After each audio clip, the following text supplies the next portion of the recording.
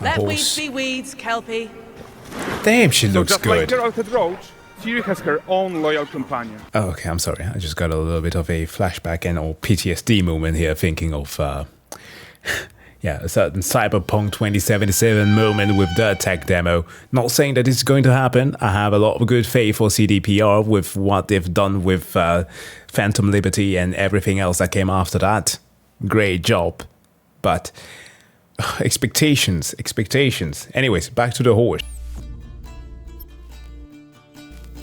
How's it going, folks? Jack here. So I know a bunch of you are expecting some completely different reactions today, or in the coming days at least, and I will have those out soon, but especially the one that you're waiting for will have to wait for tomorrow.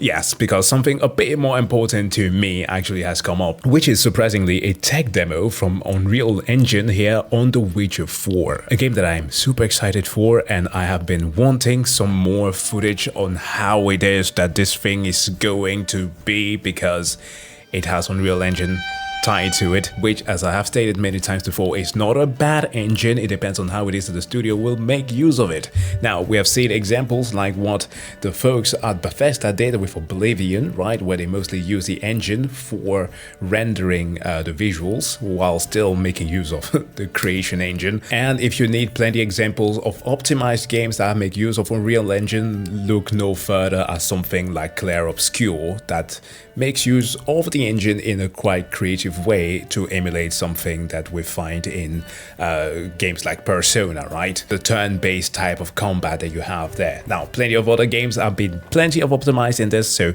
I have hopes, especially because this is CDPR, when they actually do care. Yes, this is good faith Jack here, who does not take a look back at Cyberpunk 2077 when it was launched. The game has been optimized now, it runs well on today's updates. But enough of the preamble, we have the state of Unreal Engine 2025 here for The Witcher 4. Let's watch.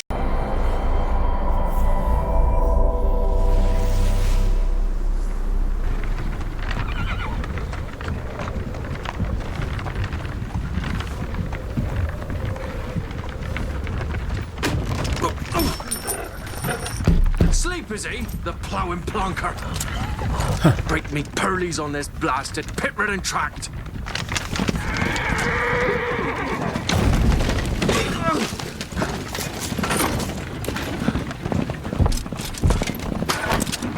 Where's Virna, Gyro? Aye, the devil's after you! It's running from! Well, it's a creature that's attacking.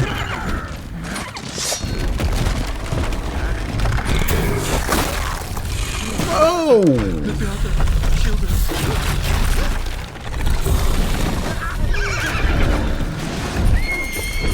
Oh, it's a griffin.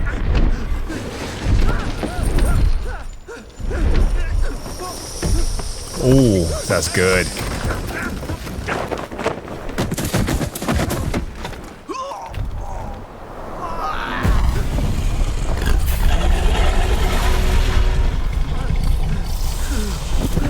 Bloody hell. Well, at this point you can't even pretend to be dead. It's got your scent.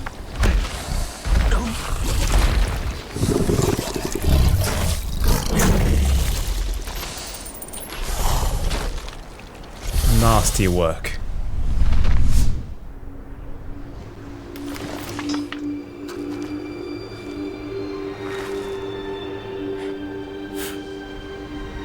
Salt.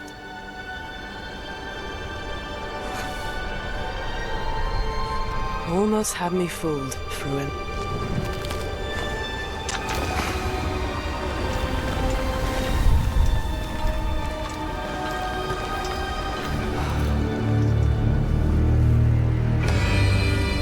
Those eyes. Okay. I dig it.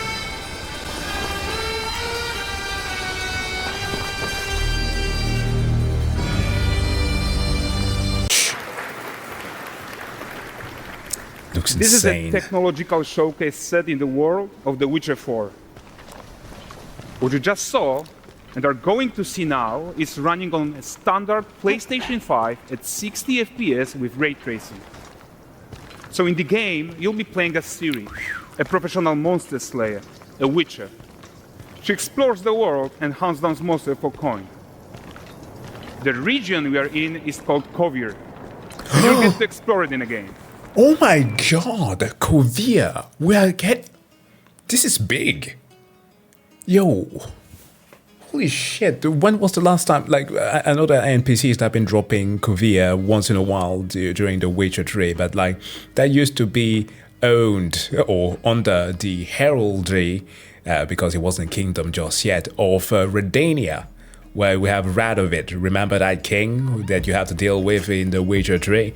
Yeah, that used to be part of the earldom of Redania, and then they were made independent. But shit, okay, Kovir, of course, is in the north, like in the same way that, you know, where you go to Camoin, the path that you have to take there, is pretty nice. Oh, a brand new area that we haven't discovered before. Right now, Siri is investigating the monster, and after gathering new clues, she is heading back to a nearby village. Wow. All right, everyone. Hold on. Meet Kelpie. Let horse. weeds be weeds, Kelpie.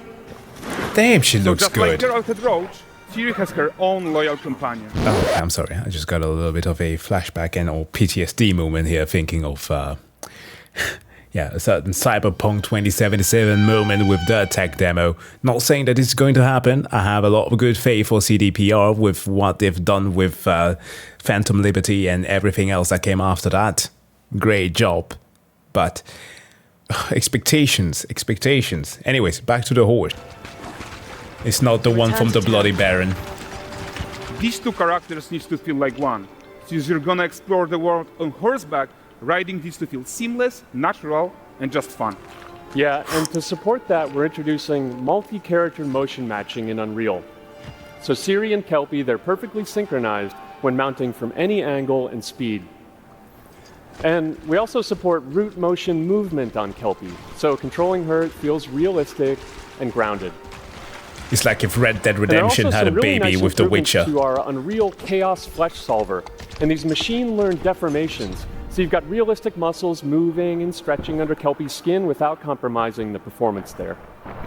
Without compromising the performance. That's the word that I want to hear. Well, So let's leave Siri behind for a second and talk about the world itself. whew. So much of the Witcher world is natural, organic, especially Kovir with its dense forest and wild nature. Yeah, and wild nature is hard. And with nanite geometry, we've freed artists from so many of their old constraints. But we don't want to rest until everything we do in Unreal has that same spirit of freedom. There's always more work to do.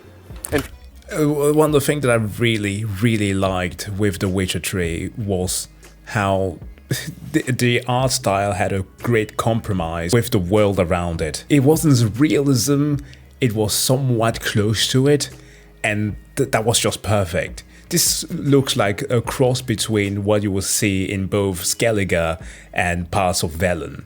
Foliage is a huge piece of that puzzle.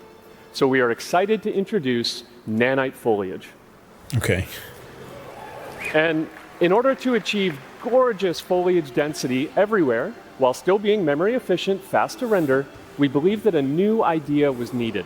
So Ooh, instead of the bears. same card approach we've been using for the past 20 years, artists should be free to take a nanite approach to foliage, modeling every single leaf and pine needle.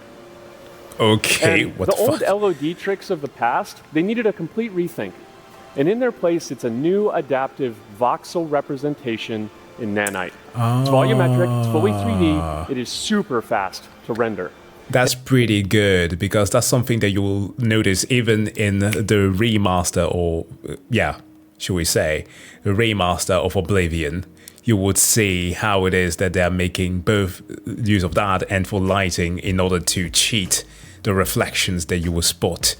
It's so dumb. Even Kingdom Comes Deliverance still makes use of the old technique. And these dense clusters of triangles turn into these cubes, which at a distance, they're no larger than a pixel. and they react to the changing light of our dynamic sun and our shadows, and they allow artists to render whatever amount of foliage is needed to achieve their vision without compromise.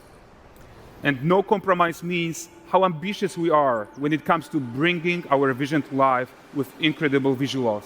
But more than that, together with Epic, we created faster way to load the world. We can now bring in more content more quickly for the smoothest possible experience as we fly down to catch up with Siri. Get a bit of a feeling from Valhalla here. And yes, I'm dropping Ubisoft in there because the game actually looked good. Welcome to VRest. So VRest is a port town, a hub for fishing, trade and mining. It's one of those places where you can meet shady characters or overhear gossip from other lands. Ooh. It's also where Siri took on her current contract. Oh, this High-tech, is so let's cool. leave Kelpie here and explore the marketplace and food. Oh, look at that. And the missus? I'm so excited we can finally show you some of this stuff. Let's see what VRest has to offer. Not her again.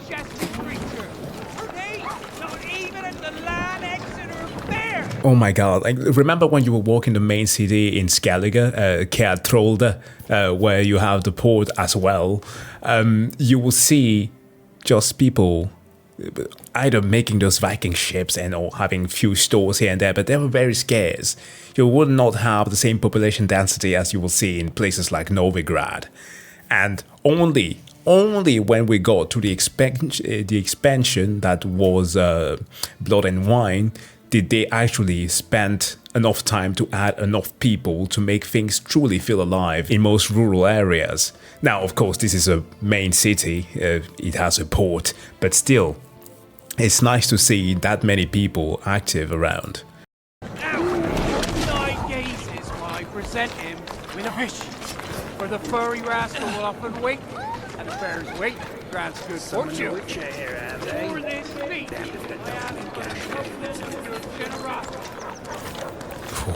This is nice. Pardon.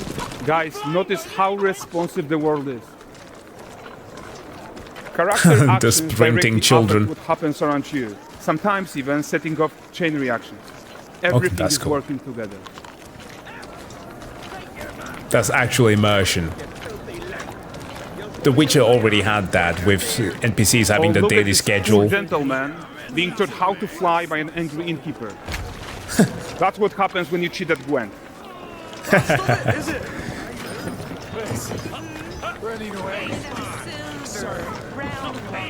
Jingling the purse.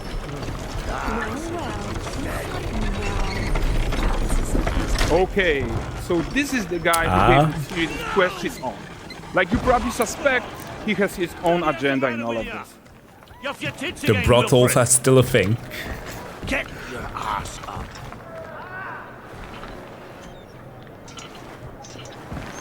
A typical day's toil. Who in? With Churres. One news of my wagons. No eternity is taking that damn salt to arrive. I found them. And, well, suffice to say, they'll not reach you. As for the salt, I found not one speck. I presume this comes as no surprise to you. Oh my god, seeing Siri so grown up. No. Kavir's smuggling trade is of no concern to me. Shush, shush, shush. The manticore that flattened your cart and devoured your men, quite the opposite. Manticore? No, them winged hellspawn dwell in the arse end of Creighton. Not here. Well, Like, don't get me wrong, Geralt had charisma. He had somewhat of a charismatic approach to certain things, but you couldn't avoid having him be at times very deadpan in the way that he communicated with people. Like, this is like a mixture of Eskel and like the bravado that Siri already had before. No, Eskel, what am I saying? Lambert! while Siri decides what to do about that merchant, let's take a look at the character technology that powers this marketplace. Why don't we listen in on these fishmongers? They're selling their wares, chatting up customers. Morning, catch fishes. Won't find none fresher. Rugged me ladies after one of them. get this cleaned and gutted for you. You mind, dearest? Into seeing something more. Got mackerel cod, all Braxton's finest. And there is tons of tech to play here. Even a simple market stall. Metahuman tools, improved Unreal smart objects, chaos cloth, and more. Yeah, You got those and Monster all of Hunter this exists routines. to make sure that the gap in quality between Siri and NPCs is as small as possible. Yeah, and closing that gap, it's not just about fidelity, right, but also authenticity. They should react to changes in the world around them. But the prisoner in Pillar isn't exciting enough for VRest. Let's grab everyone's attention with a circus. Ah.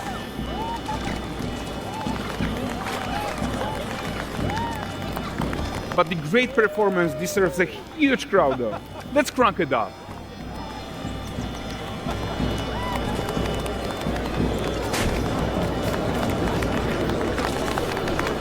So you are seeing tons of optimizations here to many of Unreal's systems, including an entirely new Unreal animation framework, allowing us to fit easily in our 60 FPS budget, not just in rendering, but also with room to spare on the game thread. See, there was a thing that The Witcher did a lot that I really dislike. Something that I can't even believe that I'm saying this, that even Oblivion, all the way back to the original, got a bit more better than The Witcher did, which was the whole simulacrum idea. So a simulation is supposed to actually simulate the whole process of driving a full-blown city. Characters are supposed to have daily and nightly cycles of things that they specifically do and alterate and all that stuff. But also, some are supposed to be very unique. Which, of course, if you need to have a massive population density, you are going to have some repetition. And from what I can spot there's not that much of that here. Novigrad, I know, I said that they had that in The Witcher 3, but investigating just slightly bits of Novigrad could break the immersion of actually feeling as if this city was an actually functioning city. But with stuff like this, perhaps it's not full-blown simulation, but it enhances that feeling. And I think that they might have a bunch of things in store, but let's keep watching. Over 300 animated skeletal mesh agents all going about their business. And the whole point is to leave breathing room for developers like you to introduce the gameplay and the systems that your players expect, empowering you to make your worlds come to life without Unreal standing in your way. You are right. That's the open world RPG that we're making. But before we wrap up, how about one final check-in with Siri?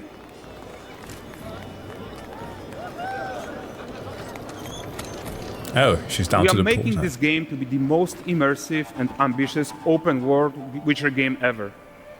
And we are making this a reality thanks to our work on Unreal with the team at Epic. I think what we're doing together is going to bring in a new generation of open world RPGs, and I'm so proud of what we accomplished so far. We are too. So we're almost done, but before we go, here's a small gift for all Witcher fans. A first look at Lanexeter. Oh!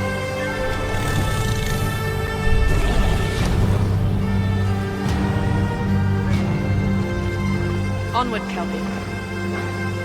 We've worked. Holy shit! Thanks, guys. Seriously, it looks amazing. And we've also barely scratched the surface of what's coming in Unreal 5.6. So here's Julien to tell you even more. Thank you very much. Thank you so much. My God. Optimize this shit, please. Just that's all I'm asking for.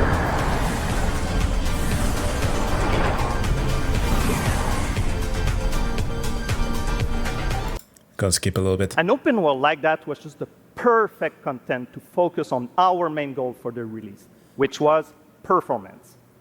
We want the engine to scale to large and rich worlds.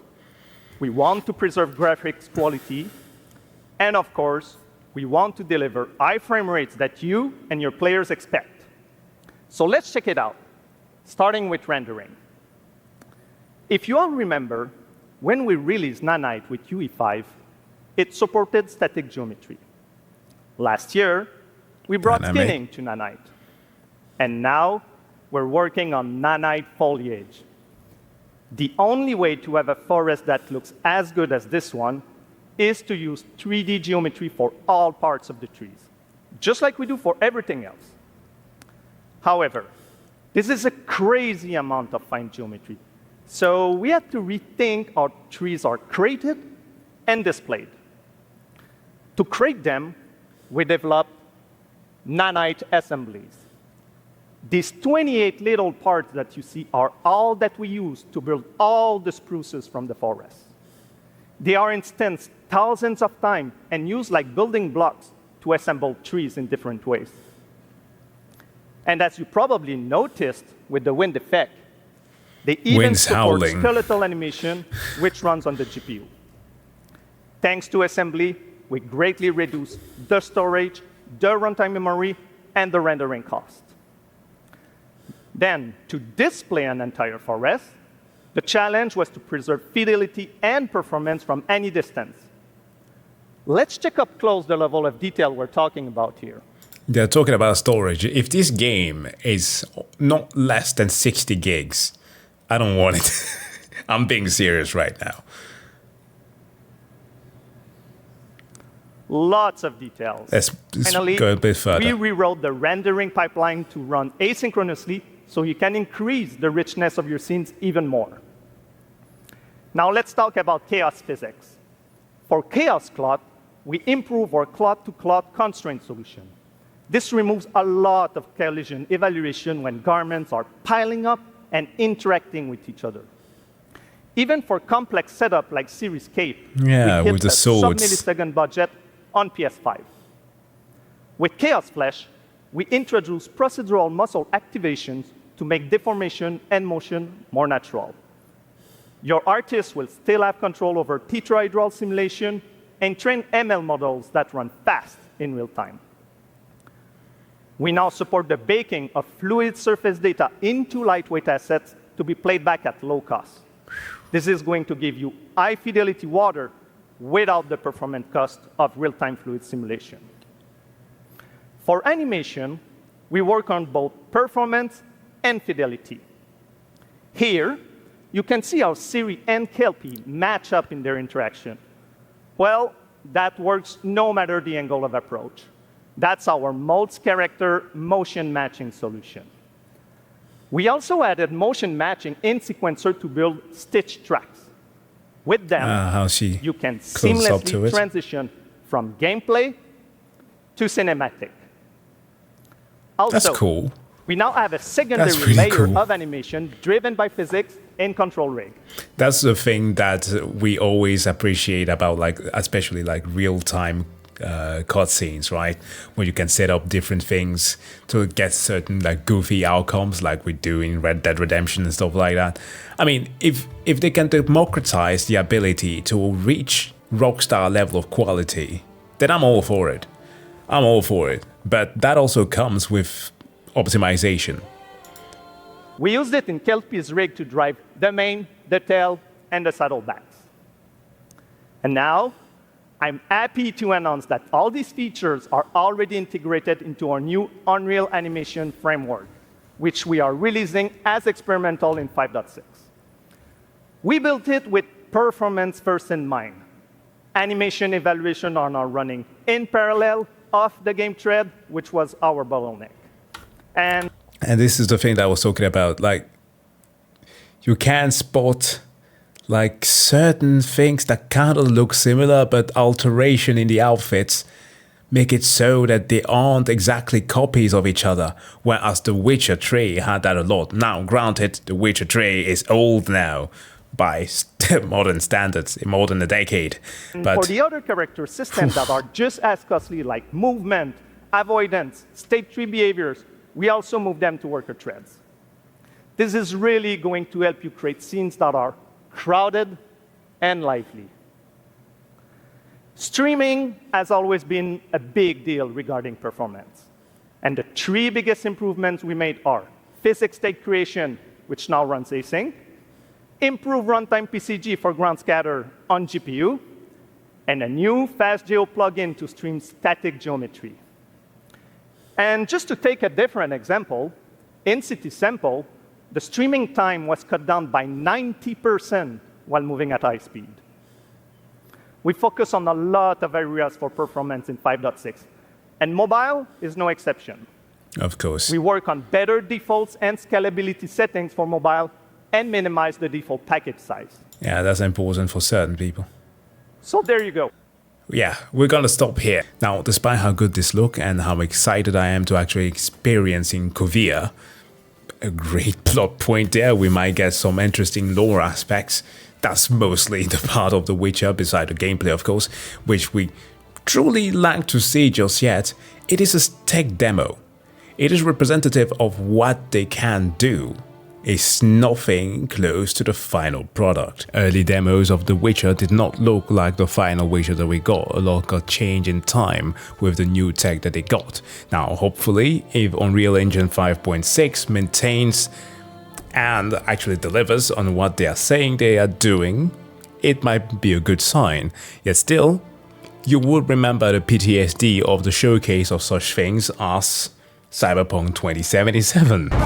We've greatly enhanced our crowd and community systems to create the most believable city in any open-world game to date. The city's streets are bustling with crowds of people from all facets of life, all living their lives within a full day and night cycle. Right, I vehemently hope that CDPR does not do anything similar once more. I do not wish it upon them. They have earned a lot of goodwill with how they made Cyberpunk 2077 later on, with the many patches that they've made there, so I have some good faith here.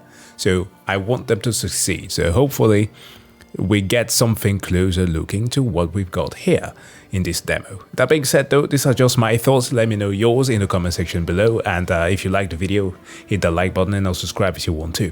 That being said, I wish you all to have a wonderful day. See you guys in the next one. Bye.